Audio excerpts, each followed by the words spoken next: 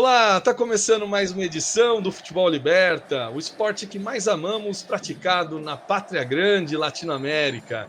Aqui nesse programa, você sabe, a gente vai desbravar os territórios deste torneio que representa o nosso povo, a Taça Libertadores da América. E nessa empreitada eu conto com Marcelo Bezerra, Douglas Dias e Deni Rubo. Boa noite, Deni! Como vocês estão? Buenas noches, buenas tardes, buenos dias para vocês. Bom, mais uma semaninha, né? 15 dias. Com um jogaço que foi... Na verdade, não foi um jogaço, mas que a gente vai comentar bastante hoje, que foi Bragantino e Botafogo. Isso aí, daqui a pouquinho tem. E aí, Bezerra, me conta como é que foi aí essa semana. Você que não esteve com a gente na semana passada, porque estava trabalhando, estava narrando uma partida num evento em Dubai, se eu não me engano. Exatamente. Conta aí pra gente como é que foi. Foi um barato, tava lá com o Neymar Júnior e companhia, tô brincando. Grande abraço para você, meu caro Lucas Casão, Douglas Dias, Deni Rubo. Grande abraço à galera que nos acompanha, que vem acompanhando e curtindo o Futebol Liberta, viu?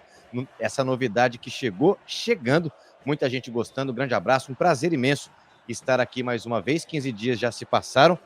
E é isso, como o Deni falou, né? Essa reta final de pré-Libertadores vai chegando ao fim. E aí a gente já tem na próxima segunda-feira o que tanto nos interessa, que é a Libertadores de fato. Estamos aqui para falar do Botafogo e Bragantino, jogão mesmo. Embora tenha faltado um pouco de bola, mas muita emoção também, faz parte do futebol. E é isso, vamos em frente, grande abraço a todos. Pronto para mais uma, meu caro âncora Lucas Casão. Valeu, Bezerra. Douglas Dias agora com a gente aqui.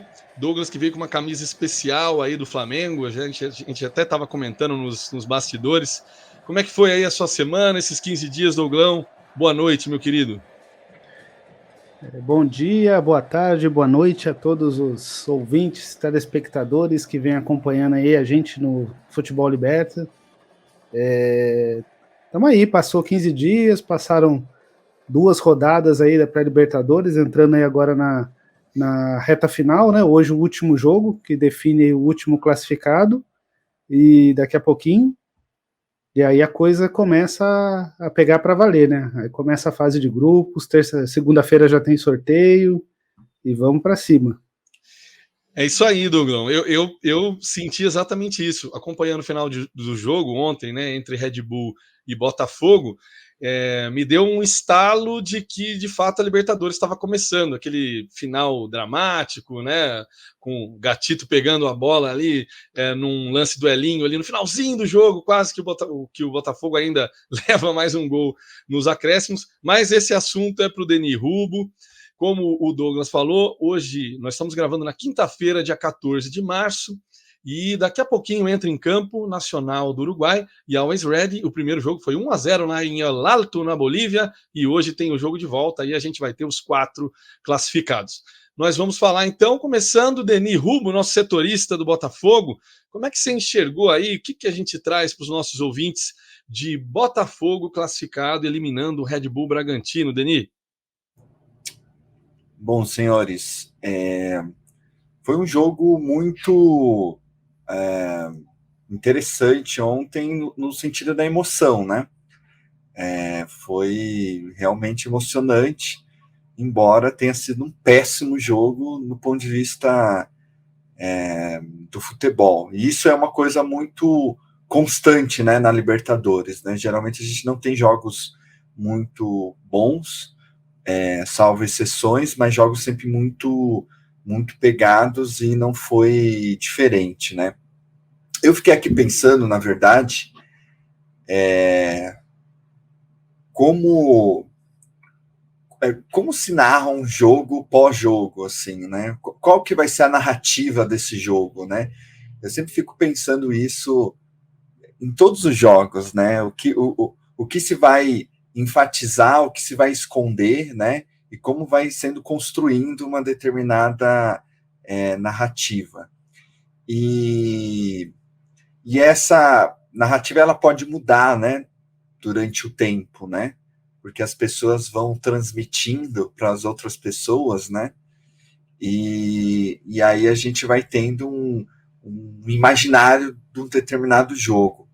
E aí eu fiquei pensando, né, qual é a narrativa desse jogo de ontem, que o Botafogo saiu campeão. Olha eu na minha narrativa. Mas esse aqui, o Botafogo saiu classificado, né? Quer dizer, do lado do torcedor botafoguense, né, que está, enfim, entusiasmado, feliz, né? Ele ontem teve todos os sentimentos possíveis para que se preparando já do que o final de 2023 apresentou para o torcedor, de um jogo sempre assim disputado, mas o Botafogo no final do jogo ali levando a pior. E isso se anunciou num determinado momento, né? Quer dizer, o Botafogo ontem, na verdade, para mim, ele não jogou nada, assim. Não jogou nada. Quer dizer, ele praticou um antijogo constante, né? Desde o primeiro tempo. Então, ele já vem muito... imagino eu, muito pouco preparado para enfrentar um jogo, para se classificar. O Bragantino teve um domínio completo, né, com o Elinho em destaque, e aí você vem no segundo tempo e acontece aquilo, né? Quer dizer, o Damian Soares é expulso aos 6 minutos, e aí aquele antijogo se potencializa e o Botafogo se retrai, né? Se fecha totalmente. Você tem uma intensidade ainda maior do Bragantino, mas o Bragantino não é efetivo nos seus principais lances, ele não consegue converter. 21 minutos, o nosso artilheiro da Libertadores, Júnior Santos, faz um gol bastante discutível, né, se foi falta ou não, mas ao mesmo tempo, principalmente em jogos de brasileiro, você tem sempre uma questão assim de que o juiz da Libertadores é muito diferente. Isso é uma coisa que até o Fernando Praz disse na transmissão. E que às vezes o jogador, talvez um juiz brasileiro desse falta naquele lance. Eu acho que foi falta. Mas um juiz da Libertadores já vai ver esse lance de uma outra maneira. Mas de qualquer maneira, né, o gol não foi anulado. O Botafogo sempre muito perigoso nos contra-ataques. E aí, aos 41, o Bragantino faz o seu gol. E Gatito pega uma bola decisiva e o Botafogo se classifica naquele desespero de não tomar aquele gol do empate, né? Quer dizer, uns vão falar que talvez tenha sido épico e que... para mim, pré-Libertadores, desculpem, não tem... as palavras, elas existem para dar um certo sentido, né? As palavras são sérias, né? E em pré-Libertadores não existe nada épico. Nada épico. Chame as coisas pelo seu devido nome, né, Denis? Exatamente. Vamos devagar, exatamente. Continue, por favor. Enfim, a gente também vai discutir aqui um pouco sobre o fantasma, né, que a gente falou no programa anterior, o fantasma do Botafogo, como que está lidando depois desse jogo. Então, assim, sempre assim, a gente sempre tenta evitar aqui o imediatismo, né, em que, claro, não se trata de o torcedor tem que estar feliz, né, é uma classificação, de certa maneira, o Botafogo termina seu ano ontem, né, de 2023, com uma classificação para a etapa para a primeira fase da Libertadores, né? Isso é bom em vários sentidos para ele. Eu passo a bola para vocês, mas essas são as minhas primeiras considerações sobre essa partida. Não, o Denis resumiu muito bem aí. Eu, como ex-setorista do Red Bull Bragantino, porque agora eu não tenho mais esse time, né? Vou ficar órfão aí de Red Bull, eu referendo aí o que o Denis disse. O Red Bull é um time que está com muita dificuldade de fazer gol esse ano, né? Eu até vou passar aqui, ver o que o Bezerra pode comentar. O Red Bull Bragantino, ele não é a melhor versão do Red Bull Bragantino, né, Bezerra? Porque tem mais jogos no Paulista do que gols marcados, né? Uma média de menos de um gol por jogo. E ontem também, quando era preciso matar a partida ou fazer o que tinha que fazer, a lição de casa, também isso não aconteceu. Você consegue assim entender o que está acontecendo? Esse Red Bull de 2024 é inferior ao do ano passado? O que você pensa sobre isso, Bezerra? Bom, Casão, amigos, eu concordo com você. Eu penso que também concordo com o Denis. Acho que, de um modo geral, o Bragantino, o Red Bull, soube controlar o jogo, né? Se mostra claramente, acho que uma equipe com muito volume, uma equipe já muito entrosada, uma equipe que consegue, por exemplo, progredir e construir jogadas de modo muito mais fácil, né? Até ontem mesmo, assim, se a gente considerar a totalidade do jogo, esse talvez tenha sido o ponto determinante até do próprio resultado, né? Um Botafogo, na minha concepção, né? O próprio Denis falou assim: como que essa narrativa vai ser contada? E ela vai ser contada de diferentes formas, né? Para o botafoguense é isso. Acabou 2023 ontem, vida nova, mas na prática, eu acho que o Botafogo fez um jogo muito perigoso. Flertou muito com o perigo e o Bragantino soube aproveitar disso no que diz respeito, por exemplo, ao controle do jogo. Agora, se a gente, e eu não fiz essa somatória, mas se a gente contabilizar a quantidade de gols perdidos, é uma coisa absurda. E aí, com isso, a gente vai entrando naquele cenário e clima de Libertadores, né? Aquela expulsão do Damian logo no início do segundo tempo, de fato, abriu uma condição insustentável para o Botafogo, e é até curioso, porque na hora do gol do Botafogo, o Rogério Vogan, lá da ESPN, ele diz assim: o Botafogo está esperando uma bola. Aí tem aquela falha que Foi mesmo. E foi exatamente essa bola que foi rolada para que o Júnior Santos fizesse o gol. Se melhor ou pior que 2023, eu acho que talvez seja ainda muito precoce, sabe, Lucas? Mas eu vejo, assim, o técnico Caixinha, ele tem, acho que, uma qualidade muito grande, assim, e ele negou convites de clubes grandes, né, nessa janela, para manter o seu projeto lá no Red Bull. E aí, cara, eu acho que entram algumas coisas como, por exemplo, né, o próprio histórico de torcedores da empresa Red Bull na competição. Então você via, por exemplo, mais torcedores do Botafogo gritando lá em Bragança do que torcedores do próprio Bragantino. E você vê aquele padrão sendo mantido, toque de bola, aquele entrosamento federal, né? Os jogadores que já se conhecem. Basicamente o time é o mesmo, né? Teve a ausência do Léo Ortiz, mas no geral o setor de meio campo, setor de ataque são os Sacha, são jogadores que já estavam no Red Bull. Então a estrutura, a espinha dorsal da equipe eu vejo como a mesma. A questão dos gols, você tem razão.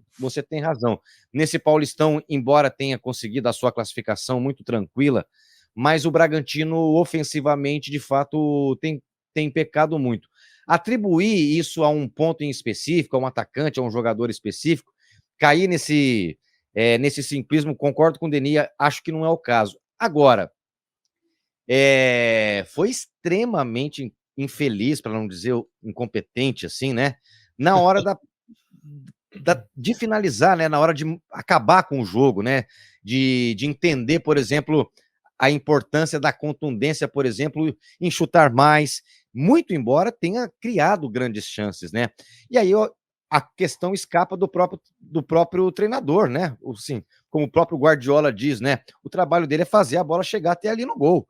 Chegou ali na região da zona do agrião, aí, né, com os jogadores. E aí eu acho que pode acrescentar, sim, eu acho que não é nenhum exagero a gente colocar na conta do nervosismo, colocar na conta da inexperiência. Você vê, o próprio Elinho, né, foi talvez o grande destaque da partida, e se você perguntar em Bragança, talvez tenha sido o grande vilão pelos gols perdidos, né?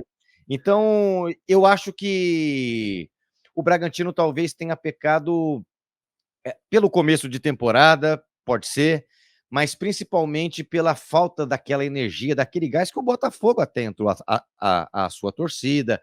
Então, eu me lembro que uma hora filmou, o jogo estava pegando fogo, filmou a galera de Bragança, os torcedores estavam sentados, assistindo o jogo, batendo palma, e a galera do Fogão cantando em alto e bom som. Eu vou deixar uma menção honrosa, Bezerra, a festa da torcida do Botafogo, cara. porque foi muito bacana, inclusive cantando, né? A Libertadores eu vou ganhar. Então, assim, estão aí também com esse sonho. E, por favor, conclua aí para a gente Não, é isso. seguir na nossa pegada. Eu acho que isso que você acabou de destacar é o que dá justamente a coloração para a diferença, por exemplo, de um torcedor botafoguense que analise esse jogo e de um torcedor comum, né? Assim, acho que a síntese do jogo é o Botafogo jogou como um time pequeno. Sim. Então, eu acho que o Bezerra travou. Para sua torcida. Voltou. Tem um cachorro aqui entrando. Travei? Travou, voltou. Boa. Bom, é isso. Entrou no programa aqui também. Para passar para o Douglas, eu acho que esse sentimento que você acabou de descrever do torcedor do Botafogo, ele dá um pouco do tom da coisa, né? Para o torcedor botafoguense foi uma grande conquista, rumo a Tóquio. E para quem assistiu o jogo com um pouco mais de isenção, é capaz de ver milhares de problemas nesse Botafogo, que para a sequência da competição certamente vai ter que melhorar, vai ter que ter uma outra postura. Mas eu acho que o Fogão flertou muito proximamente com um perigo gigantesco.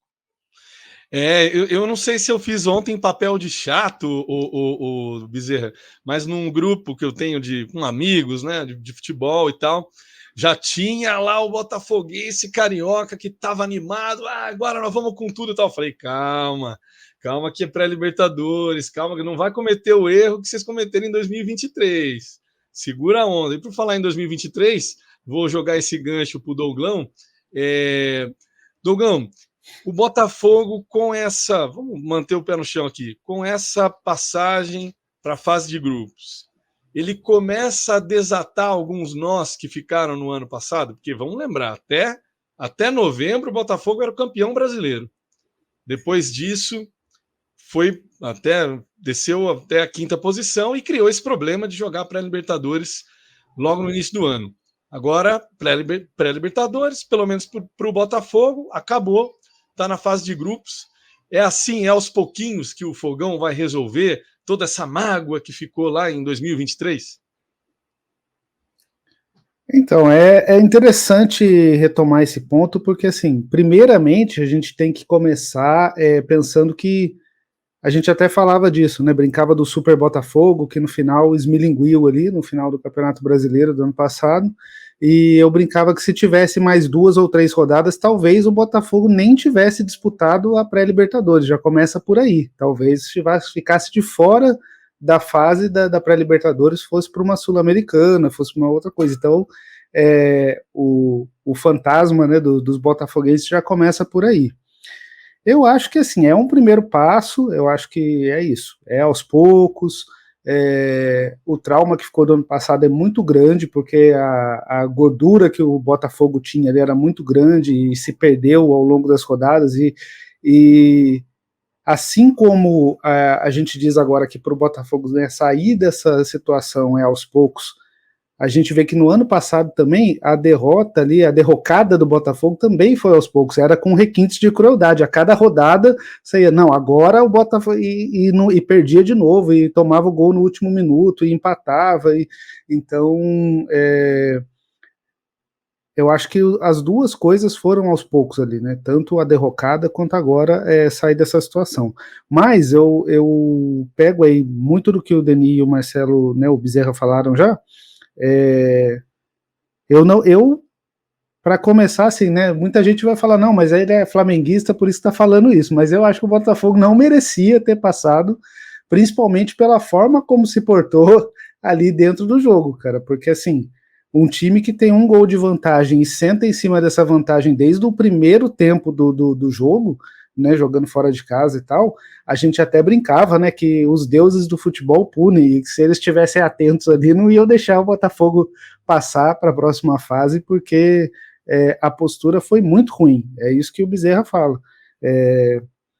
Eu achei que o Botafogo jogou com uma postura muito covarde, cara, você começar com 20 minutos do primeiro tempo, começar a fazer cera, começar a enrolar o jogo a ponto do juiz, né, dar cartão amarelo para 2, 3 jogadores.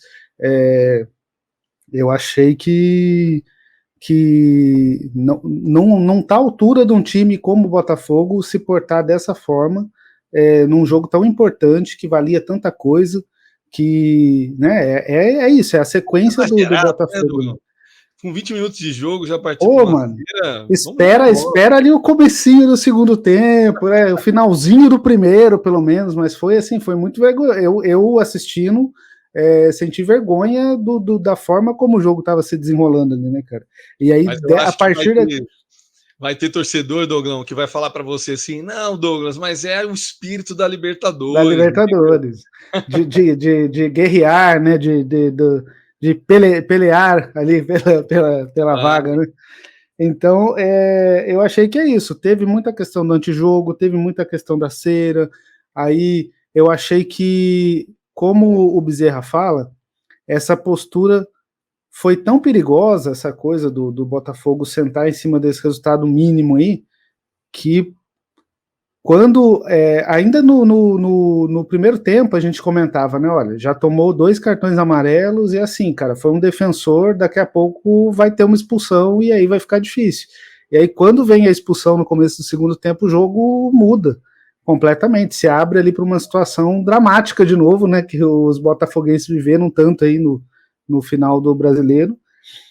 E eu, assim, cara, a superioridade ali, assim, do Red Bull durante o jogo foi tão grande que o Bezerra comentou da questão dos chutes e tal, eu fui até conferir, foram 17 chutes do Red Bull Bragantino contra 9 do Botafogo, sendo que do Red Bull Bragantino foram 8 a gol e só 1 do Botafogo, que foi o gol, justamente. Então, assim, foi um time muito mais efetivo porque teve uma chance e aproveitou, enquanto o Red Bull teve muito mais volume, né, muito mais controle e não soube aproveitar. E isso é um problema também que vai ter que tratar daqui para frente. Então, assim, eu achei que passou o Botafogo, tá aí na próxima fase, não achei que merecia, mas agora vamos ver o que ele faz aí na fase de grupos aí, para tentar se restabelecer esse ano.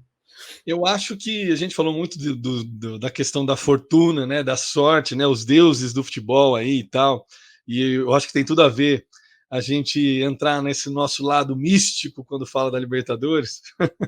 Qualquer dia a gente tem que falar só sobre isso, né? Adoro. Bezerra, as diversas mandingas, cada um tem a sua, não vem com essa aí, eu sou ateu, marxista, não sei o que lá, pelo menos uma cueca da sorte o cara tem. Eu costumo repetir alguns padrões em dias de jogos importantes, mas não é, mas a cueca lavada, tá, pessoal? Vamos deixar bem claro. Agora, deixando aqui para o Denis a deixa para a gente né, falar mais sobre o Botafogo, como é o futebol, né? Denis, Bezerra, né? Douglas também. O Botafogo, no começo do ano, faz a contratação mais cara do futebol brasileiro, que é o Luiz Henrique, né? Mas só com a lesão do Luiz Henrique é que o Júnior Santos vai entrar naquela posição que o Luiz Henrique estava jogando, e aí, né, acontece esse fenômeno que foi o Júnior Santos nessa pré-Libertadores. Já com 11 gols, disparado o maior artilheiro do Botafogo na história do torneio.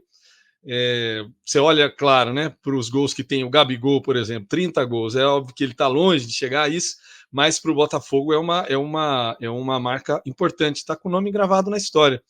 Denis, me conta, o Botafogo agora, classificado na fase de grupos, a depender do sorteio, claro, aliás, nós vamos fazer o programa especial na semana que vem.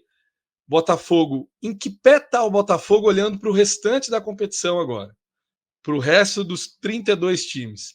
Botafogo vira favorito agora que deixa a pré-Libertadores para trás? Ainda é muito cedo ou vai brigar ali para passar na fase de grupos?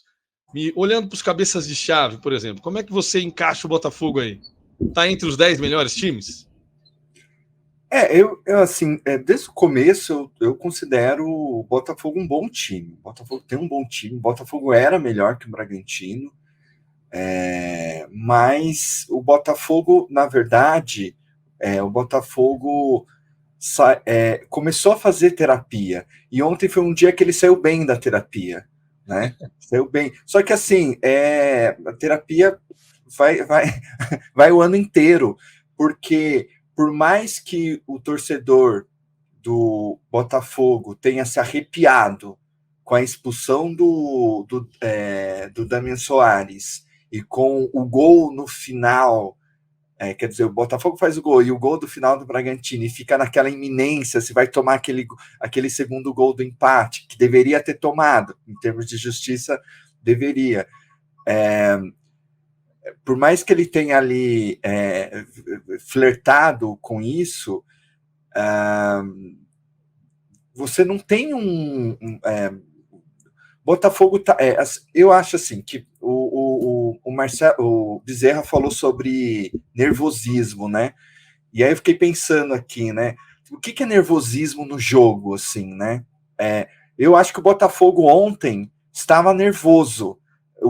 Era um nervoso de que, assim, o Botafogo estava com medo de perder. Então o Botafogo não se arriscou. A palavra é medo, né? É medo. Então ele estava com medo, então ele não quis se arriscar. Mas o Bragantino eu também acho que estava nervoso, porque ele tinha a missão de fazer um gol, né, para pelo menos levar para os pênaltis. Quando ele toma o gol, aí só piora a ansiedade, porque quando a gente faz as coisas com pressa, as coisas não saem bem. Então a gente viu vários tipos de... E isso, assim, isso é interessante dizer, assim, que isso não é porque são times que não têm tradição na Libertadores, né? Como se Palmeiras, Grêmio, Flamengo, São Paulo não ficassem nervosos. Isso é uma bobagem, vai ficar nervoso também. Palmeiras, ano passado, contra o Boca Juniors, tinha que fazer o gol e errou vários gols, né? E não conseguiu. Os times ficam nervosos, os times com 7, 6, 5 Libertadores, né? A tradição aí não conta. Conta você ter a calma para, no momento certo, você conseguir ser efetivo e fazer o gol. Só que nesse nervosismo, nessa ansiedade, as coisas não saem, né? Como a gente, ou como os times gostariam, né? Então, acho que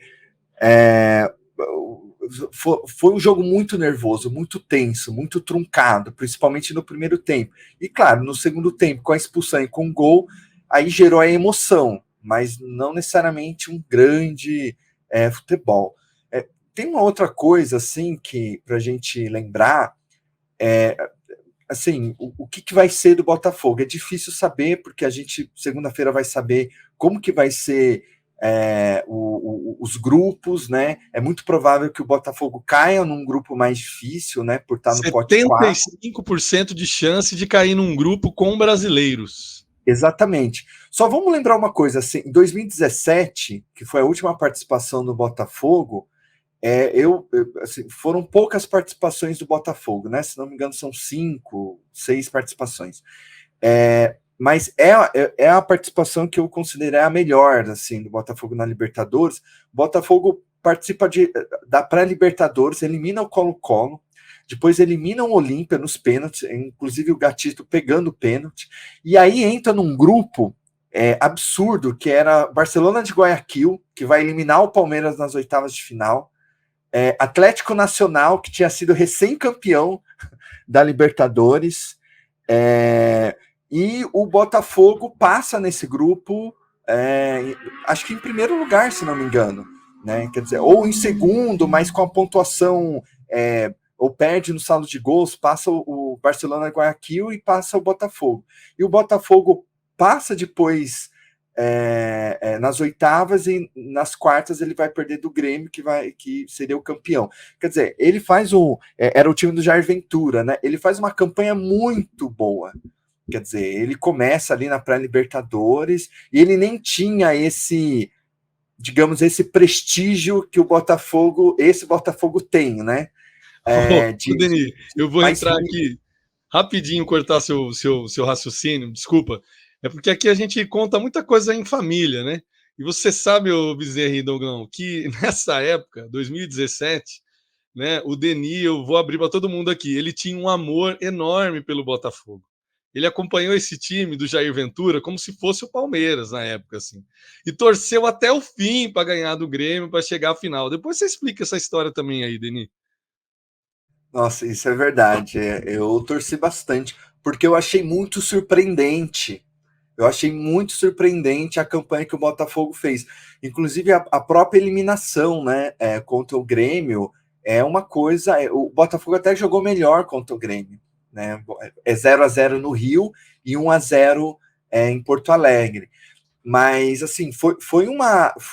Apesar da eliminação, foi uma campanha muito interessante. Não sei se o Botafogo vai repetir essa campanha. Enfim, é um outro Botafogo, é um outro momento, mas assim, o trauma não. O trauma sempre vai vir quando tiver essa tensão num jogo, né? Um 2-2, 1-0, empata, ela sempre vai vir esse ano.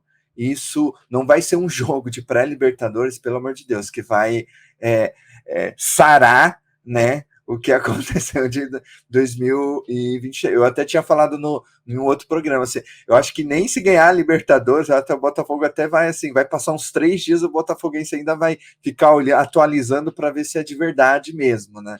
Porque assim, a coisa foi muito feia, né, o ano passado, e eu acho que esse ano é uma incógnita ainda o que esse Botafogo pode e não pode fazer. O Bezerro, você acha que o Botafogo, na fase de grupos, é favorito para passar para as oitavas? Acho que não. A gente não sabe dos grupos ainda, mas olhando no geral, né? Porque a gente, obviamente, tem os cabeças de chave e tal, são times fortes, mas geralmente a fase de grupos, os brasileiros têm tido alguma facilidade para passar à frente. O que você acha aí? Botafogo vai deslanchar ou vai lutar também ali nos grupos? Eu acho que vai lutar bastante, Casão, e acho que tem tudo para ser aquele que vem da pré-Libertadores que dá trabalho. Acho que o grupo que o Botafogo cair, ele vai ser um combatente exímio, sim. Mas eu acho que para a gente pensar o Botafogo é interessante, né? É inevitável a gente não ficar preso só ao campo, né? Então, você tem, por exemplo, um Botafogo com o John Textor, que passa a assumir um protagonismo, passa a assumir um espaço midiático no futebol brasileiro que até então não existia. Sobe o próprio Botafogo com o Textor e com a campanha do ano passado, sobretudo até a rodada contra o Palmeiras, o próprio Botafogo elevou o próprio sarrafo, né? Uma coisa é quando elevam o teu sarrafo, outra coisa é quando você mesmo eleva o seu sarrafo, e acho que o Botafogo fez isso. E acho que muito disso que o Denis falou, eu acho que todos esses sentimentos são provenientes do medo, né? O medo, como diria um velho filósofo da bola, como é que é? O medo de perder tira a vontade de ganhar. E ontem, essa lei geral do futebol, propalada aí pelo médium da bola, Vanderlei Luxemburgo, se traduziu de forma muito viva, mas muito viva mesmo, porque quando o Douglas comenta, desde o primeiro tempo, isso é medo. É medo de, assim, é a confusão do medo com aquilo que é a própria Libertadores, né? Catimbas, mas, por exemplo, até para fazer catimba, você tem que ter cabeça. Até para fazer catimba, segurar o jogo, você tem que estar tranquilo. Os times argentinos são os grandes exemplos, os uruguaios, enfim, chilenos, paraguaios, que Tem que saber a hora certa de fazer, né? Tem que saber fazer, até para ser malandro tem que ter a hora certa. E o Botafogo, vendo o jogo, e a gente estava conversando isso no nosso grupo Futebol Liberta, vendo o jogo, essa imagem ficou estampada de um time querendo ser malandro, mas agindo como um menino, né? Querendo assustar, mas as próprias atitudes elas pareciam não ser correspondentes àquilo que o Botafogo estava tentando fazer. Isso ficou muito artificial. Eu acho que a arbitragem merece ser aqui pautada, Casão, não como algo determinante no resultado, mas, por exemplo, na minha concepção, Vilmar Rodan, malaco velho aí da arbitragem latino-americana, Péssimo. péssimo, sempre foi péssimo, e com um nome gigantesco, né? Mas se fosse, na minha concepção, um árbitro brasileiro, aquilo teria sido marcado pênalti. E explico. Há um movimento claro do empurrão. Mensurar se é o suficiente para derrubar ou não é o árbitro. É um lance interpretativo. E aí vem essa panaceia do VAR, né, cara? Porque um lance de gol, eu acho que esse lance deveria ter sido revisado. Ah, mas o juiz estava não sei quantos metros lá do lance. Ok, mas foi um lance de gol. Há o movimento. Se é na arbitragem brasileira, não tenho dúvida de que a falta teria sido marcada. Então, esse flertar com o perigo do Botafogo, volto a dizer, a confiança é apenas e tão somente de um torcedor carente do Botafogo, que não aguentava mais ser saco de pancada, e hoje tem motivo para acreditar, para acreditar nas reviravoltas da vida, e o futebol é gostoso por isso. Né? Você fala, agora vai, agora acabou, acabou nada, 2023 acabou dia 31 de setembro, entendeu? Bezerra, o nosso nome desse programa aqui é Futebol Liberta, né? A gente se dedicou a fazer um programa dedicado a Libertadores, porque essa taça tem melindres, tem caminhos. Por exemplo, assim, não dá nem para comparar, assim, desculpa aí, botafoguense, mas você pode falar, poxa, elenco do Botafogo tal é superior ao elenco do São Paulo, por exemplo. Eu não sei, eu acho que é pau a pau, assim. O São Paulo tem um excelente elenco, mas se eu tivesse que botar meu dinheiro, mas com muita tranquilidade, eu botaria no São Paulo. Pô, quem é que vai chegar mais longe? O São Paulo. Porque tem coisa que não explica na Libertadores. É isso. E a própria questão, para fechar aqui essa intervenção, cara, o Botafogo não tem um treinador, sabe? O Botafogo tem um bom time, mas ainda não tem um bom elenco. Ainda há certo desequilíbrio para você credenciar o Botafogo como favorito. Então, eu acho que é uma equipe que internamente vai se valer muito desse resultado, dessa vitória, dessa classificação, melhor dizendo, dá moral, sim, possibilita essa reprogramação, né? Essa nova mentalidade, por assim dizer, para essa nova competição. Agora, racionalmente falando, por aquilo que vimos, do ponto de vista futebolístico, do ponto de vista emocional, do ponto de vista tático, eu acho uma equipe ainda que carrega deficiências crônicas e, sobretudo, carrega ainda um temor que está totalmente associado com o passado. Eu acho, sim, Denis, que a única... E acho que o São Paulo Futebol Clube é o maior exemplo disso. O único passaporte que vai credenciar esse time para qualquer coisa é um título. E poderia ser um título carioca, sabe? Hoje, a página que tem que ser virada não é mais 2023, é do último título do Fogão. Porque é isso que estava nas mãos e escorreu. Então, para a Libertadores, eu vejo que o Botafogo tem muito ainda o que fazer. Não vejo como favorito, ao contrário. E vejo também, ao mesmo tempo, não como favorito, mas sim como uma equipe que pode, potencialmente, vir a dar trabalho, porque tem bons jogadores, né? Acho que tem ainda 2 reforços, né, para chegar, né? Isso. E a própria volta do Luiz Henrique, né?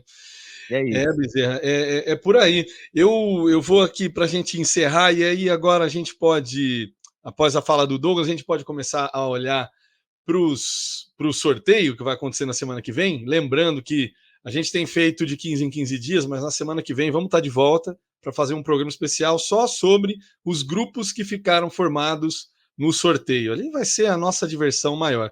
Douglas, o Botafogo ele não conseguiu aí chegar às fases finais aí do Cariocão. Você que acompanha o Flamengo, né? E pode agora ter um Botafogo e Flamengo na fase de grupos, né? Porque o Flamengo é o seu time do coração, é o seu time aqui no Futebol Liberta e é também um cabeça de chave. Saindo o Botafogo no grupo do Flamengo, como é que você vê isso? O fato de ser um clássico tende a igualar as forças ou o Flamengo continua, e aí sou eu que estou dizendo, o melhor time do Brasil hoje e tende a passar, inclusive, né, com facilidade? Rapaz, primeiro vamos começar com essa história aí de que o Flamengo é o melhor time do Brasil. Vamos com calma nisso aí, porque a última vez não deu muito certo, né? A gente chegou na final aí, o Palmeiras ganhou, então vamos com calma nisso aí. É uma responsabilidade meio grande, mas Eu acho que clássico é diferente sempre, né? Então acho que caía aí a gente viu até no próprio Carioca mesmo, que o Flamengo ganhou de 1-0 com um golzinho no final ali na Bacia das Almas já também, e o Botafogo levou uma dificuldade ali, apesar de todos os problemas aí que a gente vem comentando, né? Então, eu acho que clássico é diferente. E o que você fala, uma coisa que eu, né, agora me ocorreu, pensei aqui agora com a fala do Bezerra, é que assim, eu também não vejo o Botafogo como um dos favoritos, mesmo a gente colocando aí em perspectiva que os times brasileiros nas últimas edições têm sido times relativamente dominantes em relação aos outros times, né, da América aí, dos outros países e tal, dentro da Libertadores. Mas eu acho que talvez pelo histórico do Botafogo, pela situação aí do final do ano passado, né, desse jogo aí, desses jogos da pré-Libertadores e tal, talvez o fato de não ser favorito seja até bom para o Botafogo para tirar esse peso aí de cima dos caras, eles conseguirem jogar de uma forma um pouco mais tranquila ali. Porque quando, né, se ele chega ali na Libertadores e os caras, não, o Botafogo vem bem, na pré-Libertadores amassou todo mundo, agora daqui para frente é um dos favoritos aí. Talvez isso seja um peso tão grande aí dentro do time que já está aí com todas essas questões, que até prejudique o desempenho dos caras aí, os caras não consigam né, jogar tão bem quanto jogariam sem esse peso. Então talvez seja até um ponto positivo para o Botafogo não ser considerado aí um dos times favoritos dentro da fase de grupos aí, né? Positivo e necessário às vezes, né, Douglão? Porque eu não sei, eu tenho para mim, tem diversas teorias aí sobre a derrocada do Botafogo no ano passado, mas eu tenho que para mim que o que pesou foi ter sido dito como campeão muito cedo, né?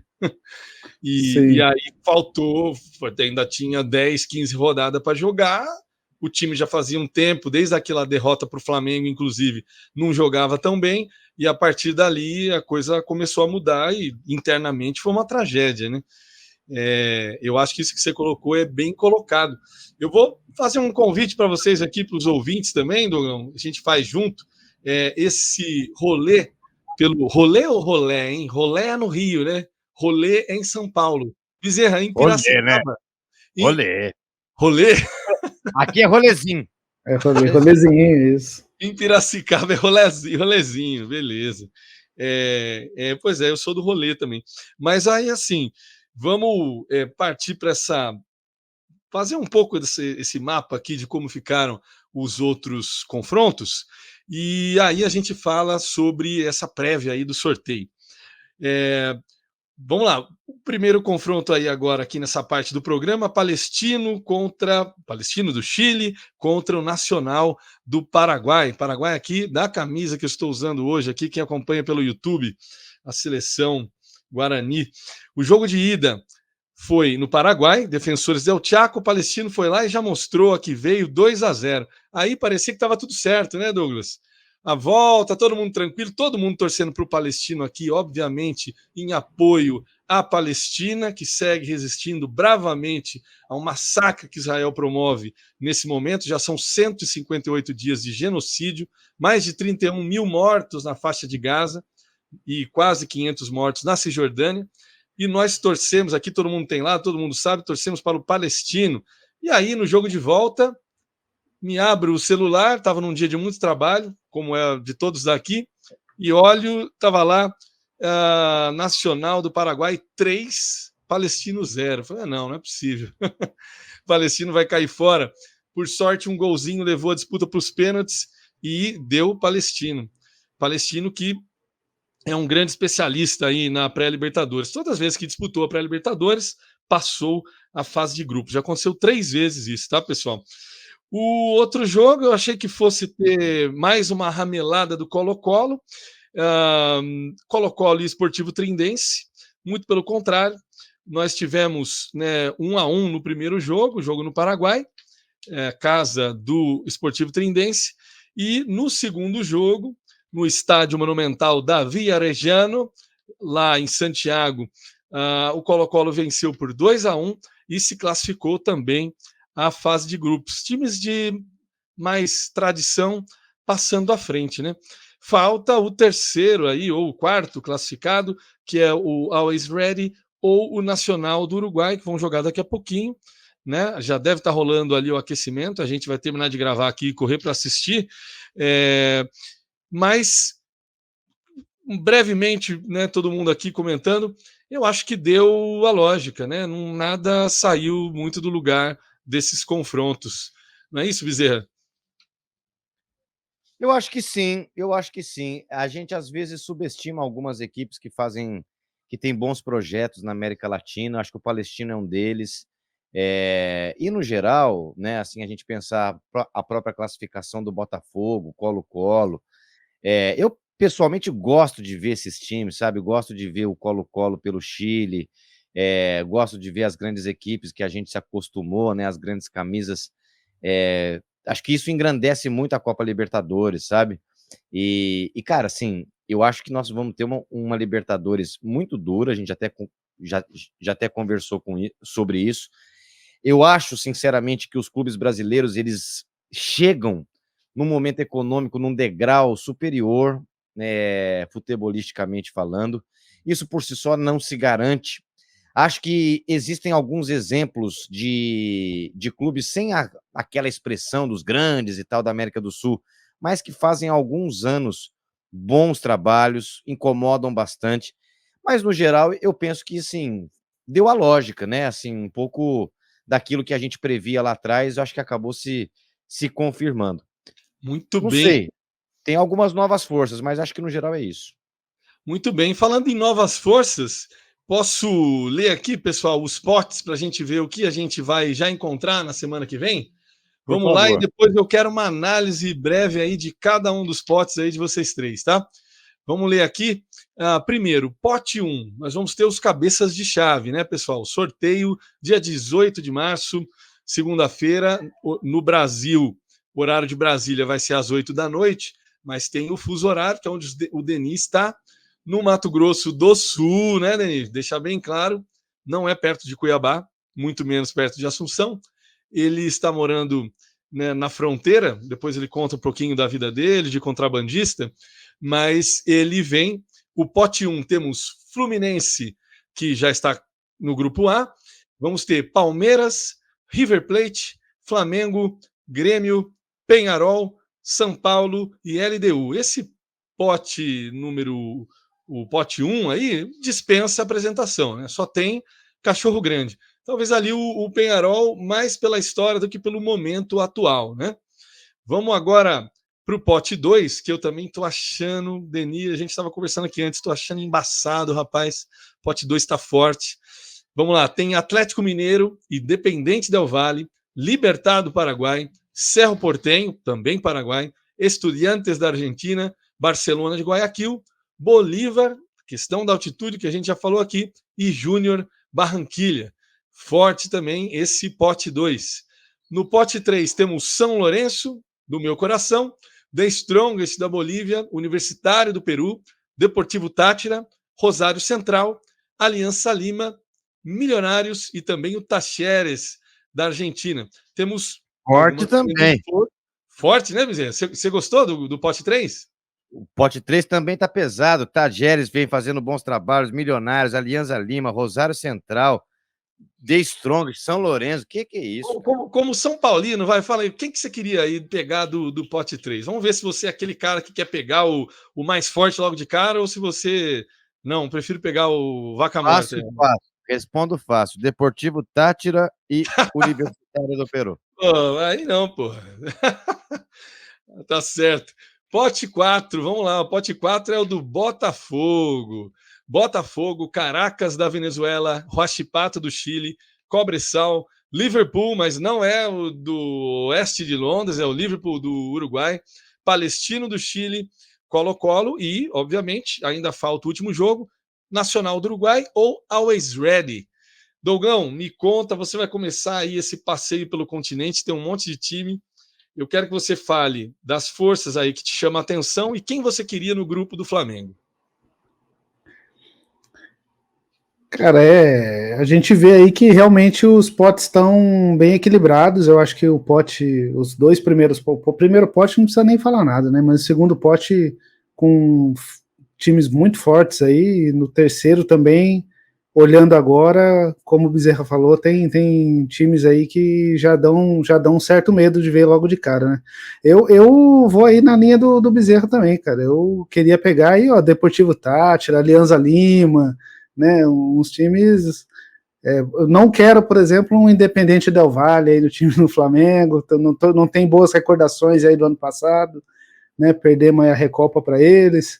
Então, eu fico e é isso, né? Também não queria o Botafogo logo de cara, não, porque clássico é mais difícil aí, apesar dos problemas do Botafogo Mas ainda aí. precisa viajar, Douglas. Pô, É verdade. difícil, Pensando por esse lado, aí, ó, tá tudo em casa, fica ali no Rio mesmo, é verdade. Pensando por esse lado, vamos pegar o Botafogo, então. E aí, Deni, você, meu querido, o que você acha de como está disposto aí? Eu acho que o Deni pensa um pouco diferente da gente. Antes de começar, que ele está falando, todo ano é a mesma coisa. Os times que são fracos, pô. Vamos deixar ele explicar aí. Não, o pote 1, a exceção é o Peñarol, né? O Peñarol é um saco de pancada já faz um tempo, né? Enfim, e a camisa do Bezerra, logo hoje, Bezerra. Há décadas, né, que não ganha Libertadores, sofre na Sul-Americana quando tá, né? Então, o Peñarol, quem pegar o Peñarol não pega alguém do pote 1 forte. O restante, obviamente, são todos muito fortes. O pote 2, creio que o mais forte é o Atlético Mineiro, e é muito provável aí que algum argentino, ou vai sobrar para o Peñarol mesmo, ou LDU, né, pegue o Atlético Mineiro, porque os brasileiros não podem pegar um brasileiro no pote 2. Mas o Galo mais forte, Deni. O Galo mais forte. O Galo mais forte, para mim, sem. Você sabe que os próprios atleticanos já estão entrando em rota de colisão com o Felipão aí, né, cara? Mas é muito inicial, assim, né? É um time que tende a crescer. Bom, você tem Estudiantes e tem Estudiantes e Rosário Central. Ah, não, Rosário Central está no pote 3. Que é isso, é time de torcida, né? É difícil jogar, e tem o Barcelona também do Equador, que eu acho que é um time também que tem sempre ido bem na Libertadores, dependente do Vale também, né? Então, você enfim. preferia, no grupo do Palmeiras, que é seu time do coração, além do Botafogo que você cobre, você preferia pegar um grupo médio, um grupo fraquinho para fazer melhor campanha, pegar Pedreira logo de cara, Botafogo, por exemplo? Eu acho assim que, em geral, os brasileiros não estão tendo muita dificuldade, né, nos jogos da primeira fase, porque, de fato, existe uma disparidade considerável, assim, né? Na primeira fase está se sobrevivendo, assim, né? A não ser que se pegue ali, sempre vai ter um grupo um pouco mais complicado. O ano passado, quem rodou na dança ali das cadeiras foi o Corinthians, né? Mas, assim, o restante todos passaram.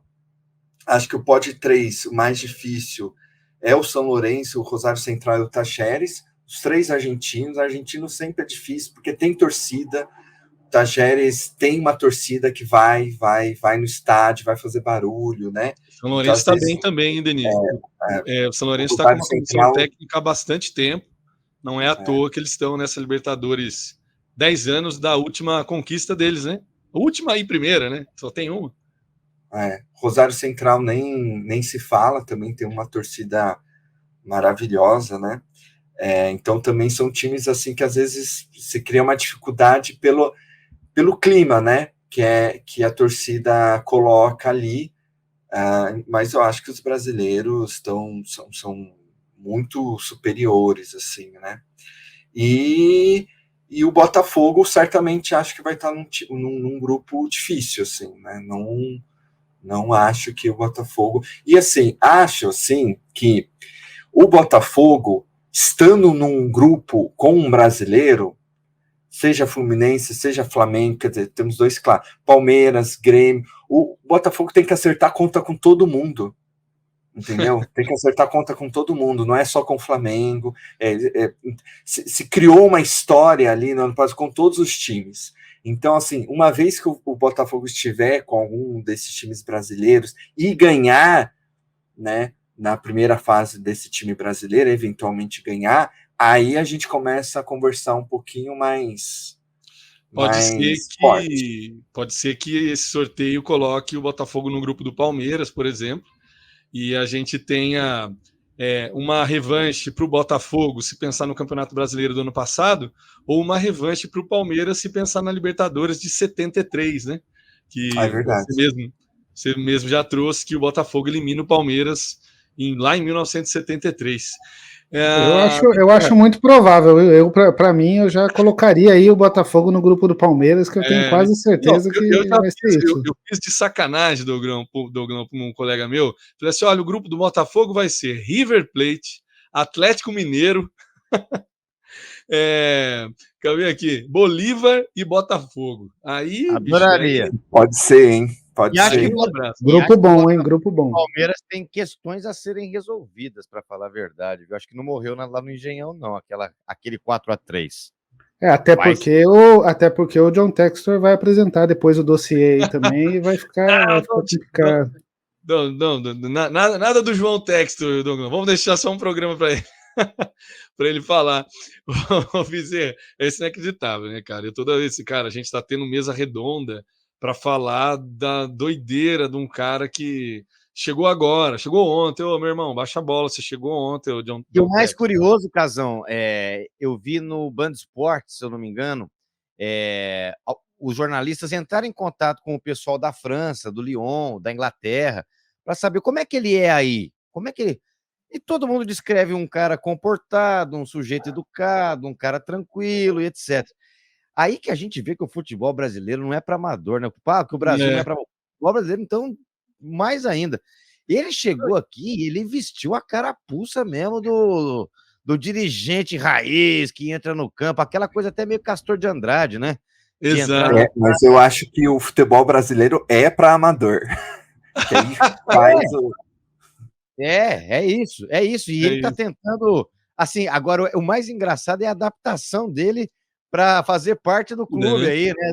Aí assim, tem uma alta dose pitoresca aí, mas na verdade eu acho que ele tá errando demais na mão, acho que essas acusações são gravíssimas, acho que não vai ter prova, acho que são bravatas, mas enfim, estamos aí no aguardo, né?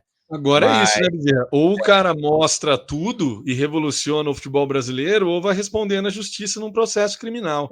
Não tem muito para onde ir, né? Você não pode fazer falsas acusações sem responder. O Brasil é uma bagunça, mas nem tudo isso, né? E assim, geralmente, quando você tem um ouro na mão, você quer mostrar, né? Então... Não, vamos ver, vamos esperar. Agora, uma coisa eu sei sobre ele lá fora, Bezerra. É um fracasso. O Lyon era um campeão francês até ele chegar.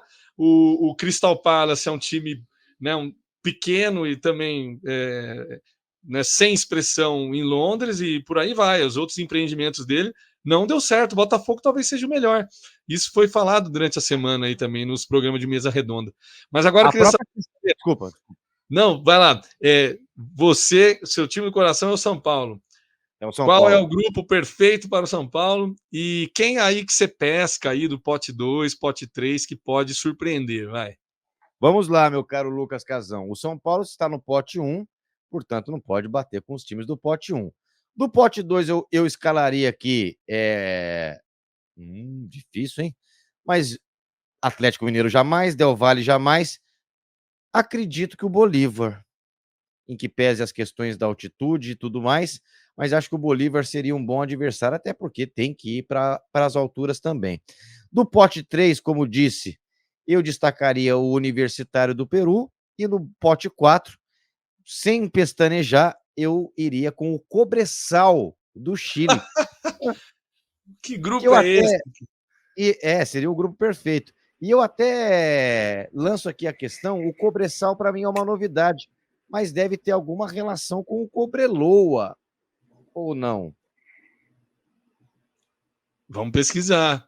Aí, se o Denis não sabe, eu, eu eu, sei. eu imediatamente lembrei dele da final lá que o Flamengo ganhou em 81 contra justamente o Cobreloa, né? Mas eu acho que tem os dois mesmo, não sei qual é a relação, não, mas Sim. agora você. A relação é o cobre, né? Exatamente. Opa, essa parte eu entendi. Mas ó, eu esqueci de montar aí o grupo aí do Flamengo, pô, que eu até falei antes, né, Verdade, para faz vocês aí o grupo do Flamengo, né, que seria para mim o perfeito o Bolívar também, né, do pote 2, o Deportivo Táchira do pote 3 e o Huachipato do pote 4. Aí já fica uma equipe, um grupo isso. bom aí. Fortíssimo. Fortíssimo. Eu gosto assim de pegar times tradicionais, mas na primeira fase mesmo eu também penso dessa forma. É muito bom fazer uma campanha boa para evitar, por exemplo, o ano passado, né? O Flamengo ele classifica com a segunda melhor campanha do grupo, né, o Dogão? E aí, Sim. obrigatoriamente, você vai cruzar. Você tinha risco de ter um sorteio Flamengo e Atlético Mineiro, Flamengo e Palmeiras, logo nas oitavas. Aí não dá, né? Aí cá E entre sem nós. contar que é muito triste, né? Ser eliminado na primeira fase da Liberta, né? É uma É, tristeza que não tem tamanho, cara, porque é uma luta tão grande para chegar e de repente dar uma pipocada na primeira fase é uma das coisas mais tristes que há na face da Terra. É verdade, é muito triste. totalmente. E é mais triste ainda quando você é campeão num ano e é eliminado na primeira fase no ano seguinte. Aí que foi o que aconteceu com o Flamengo aí em 2020. Por exemplo. Acontece, né? Vez ou outra acaba acontecendo. O Denis falou do Atlético Nacional, se eu não me engano, já aconteceu com o River também, né? Acontece com certa frequência. É engraçado isso, né? O caso do Flamengo em 2020 ele foi eliminado pelo Foi nas Racing. oitavas. Foi nas oitavas. oitavas, eu me enganei. Foi nas oitavas, de fato. Eu acho que todos esses brasileiros cabeça de chave têm obrigação de chegar nas quartas, a não ser que aconteça, como aconteceu já, de cruzar com outro brasileiro forte nas oitavas, tipo Palmeiras e Galo, né? E aí não tem jeito, aí realmente um vai ficar chorando. Gente, estamos batendo no horário do nosso programa aqui. Se deixar, a gente fica conversando aí por mais umas 2 horas, mas vamos deixar o convite já para a semana que vem para todo mundo que acompanhou esse videocast, esse podcast de hoje, Futebol Liberta de hoje, que na semana que vem, na segunda-feira, tem um sorteio de grupos. A gente vai se divertir a beça, vai assistir e, na sequência, produzir um programa especial, já trazendo sobre histórias, localizações, música, cultura, tudo que envolve a Libertadores, grupo por grupo aqui. Cada um vai pegar 2 grupos e a gente vai trazer um programa bem bonito para você que está assistindo a gente. Um recadinho final aí para a galera que nos ouve, pessoal.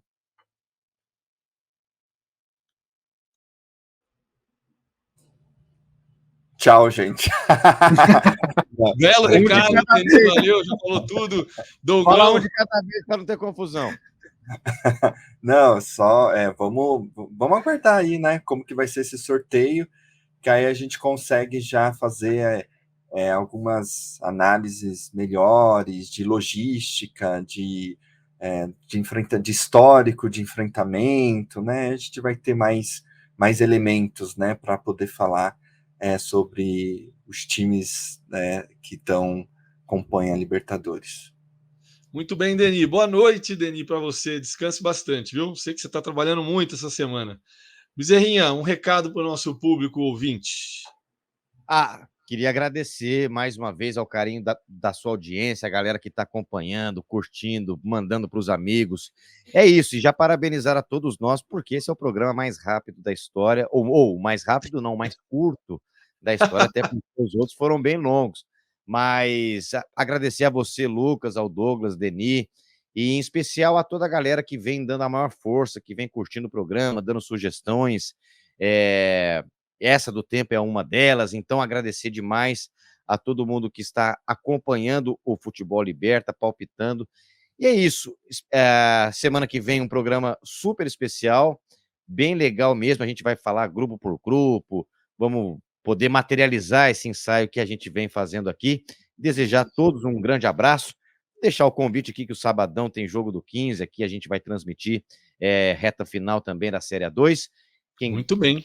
Quem tiver interesses, bem com a gente.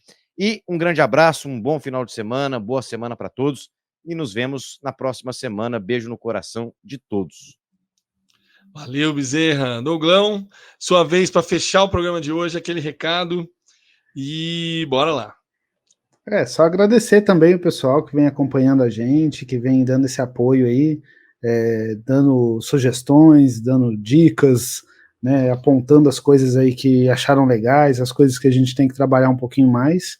Deixar aí esse convite, o programa que vem realmente vai ser, né, o próximo programa vai ser um programa super especial aí, com os grupos e tudo mais, então fiquem com a gente, acompanhem aí o próximo programa, e é isso, um grande abraço, a gente se vê aí na semana que vem, hein? Terça, quarta, a gente grava na terça, né? Então... É isso aí. É isso aí, Douglas. Eu tô empolgadaço. Se tem uma coisa que eu gosto de fazer é ver sorteio. Às vezes o sorteio é mais emocionante que o jogo, né? Ver um sorteio de Libertadores é maravilhoso. Eu vou fico o ano inteiro esperando por isso, pelo sorteio da Libertadores. E nós vamos ficando por aqui. Essa foi a terceira edição do Futebol Liberta. Se você quiser saber mais sobre esse projeto, nós temos nossas redes sociais. Curte lá no Instagram, @Futebol Liberta. Vai até o YouTube também, confere os 2 programas que já passaram, o programa 00 e o programa 01, que está ótimo também, pegando lá atrás, hein, gente? Nós já percorremos um caminho, hein? Águilas Douradas, Aurora e tudo mais. Você vai conferir nesses 2 programas iniciais. Nós voltamos na semana que vem, então fica aí ligado que logo tem notificação aí, se você ativar o sininho lá no YouTube e ficar ligado no seu Spotify também, com esse programa dedicado ao sorteio da fase de grupos. E eu vou de novo, agora eu acerto o bordão de uma vez por todas. Se a pátria é livre, é porque o futebol liberta. Beijão, até semana que vem.